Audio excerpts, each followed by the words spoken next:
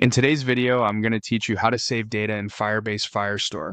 By the end, you'll know how to create a collection, add a document, define fields, and save it, all from the Firebase console. I'll explain what each choice means so you're confident about how your data is organized and stored.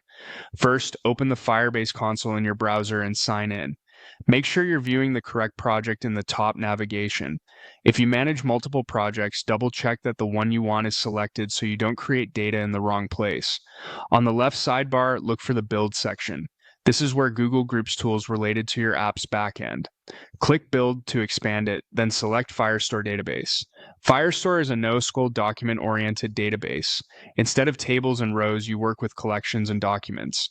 If this is your first time here in a brand new project, you may see a brief setup screen. Just follow the on-screen prompts to continue. Otherwise, you'll land on the Data tab. From the Firestore data view, click Start Collection. This is the beginning of your data structure. A collection is like a folder that groups related documents. For example, you might have collections for users, orders, or posts. Keep your collections focused on one type of thing to keep your data model clean and predictable. Enter a collection ID. Choose a clear, consistent name, something like users or products. Many teams prefer simple lowercase words, sometimes pluralized with hyphens if needed. Good naming here pays off later when you query data or add security rules. Avoid spaces and special characters to keep things tidy and easy to work with in code.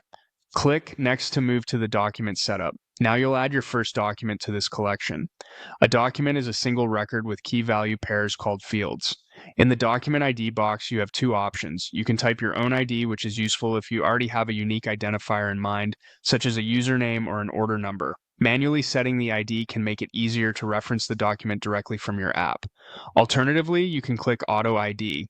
Firestore will generate a random unique ID for you. This is a great default because it's collision resistant and scales well under heavy writes. If you're unsure, go with Auto ID. Next, define your fields. You'll see three inputs: field, type, and value. In the field box, type the field name. This is your key. Examples might be name, email, created at, or is active. Be consistent with your naming style across your project to avoid confusion later. Choose the type based on the data you're storing. String is for text, number for integers or decimals, Boolean for true or false, and there are others like timestamp, map, and array. For this example, select string if you're adding a text value. In the value box, type the actual content for that field, such as a user's display name. You can add multiple fields here. Each one becomes a column-like attribute on your document. Try to keep your field names descriptive but concise. When you're ready, click Save.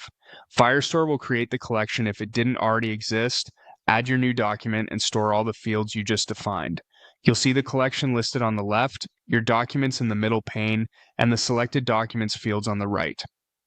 This immediate feedback is helpful for verifying your data model as you build. A few quick tips as you review your work. Make sure your field types match how your app will use them. For example, use timestamp for dates you'll sort by, not strings.